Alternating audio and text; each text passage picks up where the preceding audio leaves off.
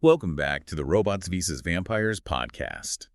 Are you ready for another epic, awesome deep dive into the world of sci-fi and fantasy? This week, we're going to be looking at some unexpected tales. Yeah, we're going to try to figure out fact from fiction. Exactly. So get ready, because this time we're going deep into a world where teen werewolves, and this is the crazy part, get their powers from celestial events. I mean, how cool is that? So the sources you gave me this week introduce us to this group of really unique werewolves. Each of them is connected to a different cosmic phenomenon. And, well, let's just say they find themselves in a pretty dangerous situation. Dangerous? What do you mean? What kind of danger are we talking about here? Well, the main conflict revolves around this mysterious cult. They have some pretty sinister plans. Basically, they want to harness this super rare celestial alignment and use it to gain immense power. And guess what? Let me guess. These teen werewolves are the only ones who can stop them. You got it. I knew it. I mean, it's the classic hero's journey, right? But you know what really blows my mind? What's that? These werewolves, they get their strength from eclipses, meteor showers, even planetary alignments. I mean, seriously, how cool is that? Pretty cool. It's a very creative twist on the traditional werewolf mythology, that's for sure. I think so. So what we're going to do today is try to unpack what these powers might actually mean and look at the stakes involved in this whole conflict. It's a lot to wrap your head around, right? But that's what we do here on the Robots vs. Vampires podcast. We delve into these fantastical worlds and see what we can uncover. Right. So our mission today, if you will, is to really try to understand the specific challenges these werewolves face. Yeah, challenges, exactly. Because, their connection to the cosmos, it's not all sunshine and rainbows. I mean, sure, it gives them these amazing abilities, but it also puts them in some pretty serious danger, right? Definitely. Let's start with our protagonist, Jess.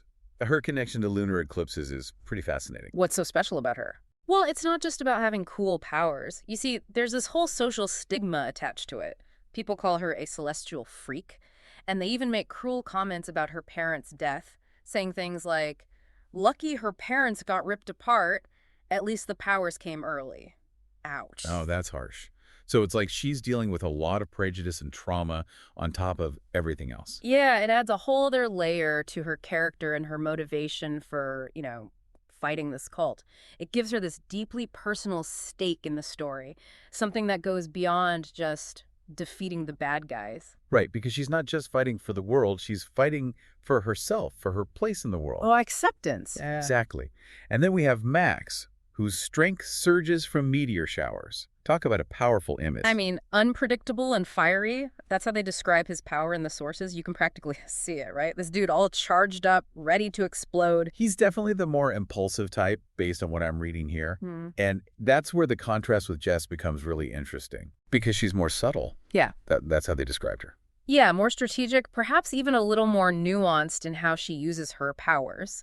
You can see how they'd clash, how their different personalities and approaches would create friction, but also, hopefully, complement each other in a fight. Like Max the brawn and Jess is the brains. Something like that, yeah. And then there's Anya, who's connected to planetary alignment. Okay, what's her deal? What does she bring to the table? Well, her power is really interesting because it seems less about direct combat and more about awareness and insight. How so? Well, she plays a crucial role in actually finding the cult's hideout, which suggests her connection to planetary alignments gives her some kind of unique perception. Like she can sense cosmic energies or something? Maybe. Yeah. It's not explicitly stated in the sources, but it definitely implies that her abilities are more about understanding the bigger picture, the flow of cosmic energy. So we've got this pack of celestial werewolves, each with their unique powers and personalities, and they're up against this dangerous cult. It's shaping up to be quite a battle, isn't it?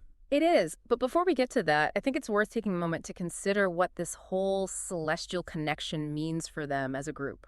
What do you mean? Well, on the one hand, they have this incredibly diverse toolkit of abilities, right? Max with his explosive strength, Jess with her shadows, Anya with her cosmic awareness. Yeah, they've got all the bases covered. But on the other hand, their powers are tied to these external events, these cosmic phenomena that they can't really control. So what happens if there's no meteor shower for Max to draw from, or if the eclipse isn't happening for Jess? That's a good point. It's like they're at the mercy of the cosmos in a way. Exactly. And that makes them vulnerable in a way that traditional werewolves, the ones tied to the lunar cycle, might not be. So their strength is also their weakness, in a way. It's a Yeah. double-edged sword. Okay, so we've got a pretty good picture of our heroes and their unique challenges. Now, let's talk about the bad guys, this mysterious cult that's obsessed with harnessing this rare celestial alignment. Right, and the source material doesn't hold back on the creepiness factor when it comes to describing their base of operations. What do you mean? What's it like? Imagine an abandoned factory. Dark, dusty, filled with cobwebs and rusty machinery. Okay, I'm getting the picture. Creepy. And now add the stench of sacrificial blood and stale magic. Oh, that's just wrong. Right. It paints a very vivid and disturbing picture of the kind of evil our heroes are dealing with. So it's not just some kids playing with dark magic in their basement. These guys mean business. Exactly. And at the center of it all is their leader, surrounded by chanting figures, all focusing their energy towards the blood moon eclipse. The blood moon eclipse. It sounds so ominous, like something straight out of a horror movie. It definitely sets the stage for a dramatic showdown. So, what's the cult's endgame? What are they hoping to achieve with all this ritualistic mumbo-jumbo? Well, the sources say they want to gain ultimate power by harnessing this celestial alignment. Ultimate power. That's pretty vague. What does that even mean in this context? That's a good question. It's left deliberately open-ended, which I think adds to the suspense. But given everything else we know, the blood sacrifices, the dark magic, it's safe to assume they're not planning anything good. No, definitely not. Yeah. Maybe they want to control cosmic energy, manipulate the fabric of reality. Who knows? The possibilities are endless, and that's what makes it so unsettling. And the fact that they're specifically targeting the power of celestial werewolves, well, that suggests they see these werewolves as a key to achieving their goals. Like they need their unique energies to unlock this ultimate power. Exactly. Okay, so the tension is building. We've got our heroes, we've got our villains, and we've got this cosmic event that's about to go down. It's time for the big showdown, right? How does it all unfold? The initial attack is a whirlwind of action and chaos. Max, fueled by the energy of a recent meteor shower, bursts onto the scene in a literal blaze of glory. He's all speed and fire, disrupting the cult's ritual and forcing them to react. Yeah, Max, always the one to charge headfirst into danger. But what about Jess? How does she approach the situation? Well, true to her nature, she's more calculated, more strategic.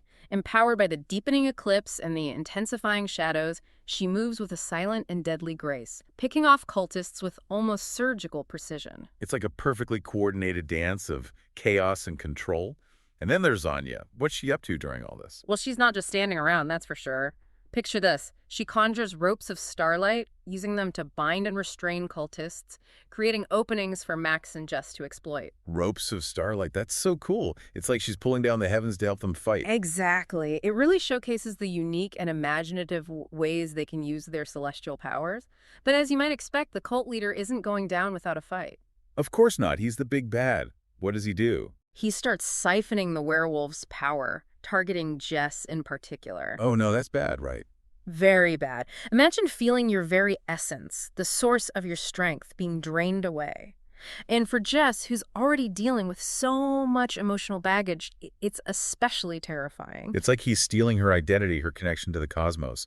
Yeah. And that's something she's only just started to embrace. Exactly. And it gets even worse because there's a real risk of permanent power loss. So it's not just about winning this fight. It's about their very survival as celestial werewolves. Right. And that's when Jess, faced with this desperate situation, this threat of losing everything, has this amazing moment of inspiration. Tell me she comes up with a plan. She does, and it's brilliant.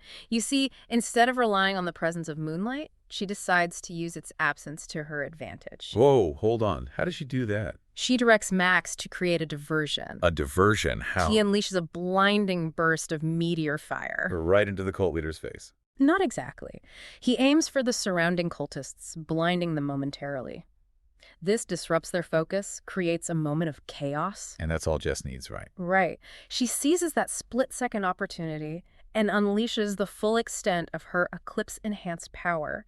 And it's described in a way that sends chills down your spine.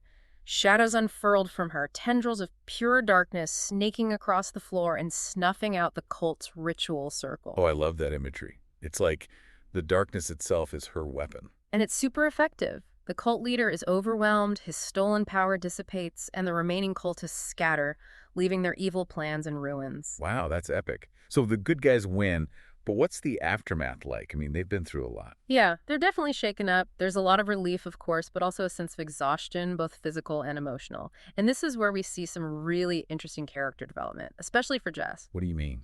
How so? Even Max, who usually doesn't notice subtle stuff, acknowledges her cleverness, calling her Shadow Weaver.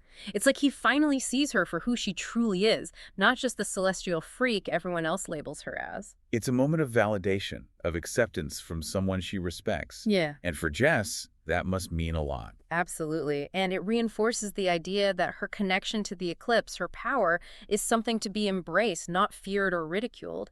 And her own internal reflection really drives this point home. She thinks maybe being a celestial werewolf wasn't so bad after all. Tonight, she owned the darkness. Wow, that's powerful. She's not just accepting her powers, she's owning them. Exactly. She's come to terms with who she is, and she's ready to face whatever comes next. That's an amazing journey. It is. So there you have it, folks. Another epic tale from the Robots vs. Vampires podcast.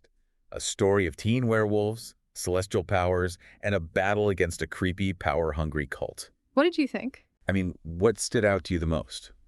Was it the unique way these werewolves get their powers? The high stakes involved? Or maybe it was Jess's incredible use of her shadow powers? It's the connection to the cosmos that really gets me. The cosmos. Yeah. I mean, we often see werewolves linked to the moon, but this story takes it to a whole other level. Eclipses, meteor showers, planetary alignments. It's like the entire universe is influencing their powers and destinies. And it opens up so many possibilities, right? Yeah. I mean, who's to say there aren't other packs of werewolves out there, each connected to a different celestial event? Exactly. It's like this whole hidden world of cosmic werewolves, each with their own unique strengths and vulnerabilities, waiting to be explored. And that's what I love about these kinds of stories. They spark the imagination and make you wonder, what if? Yeah. What if there are werewolves out there powered by supernovas or black holes or even comets? The possibilities are endless. It is mind-blowing. It is. And that's exactly what we want to leave you with today.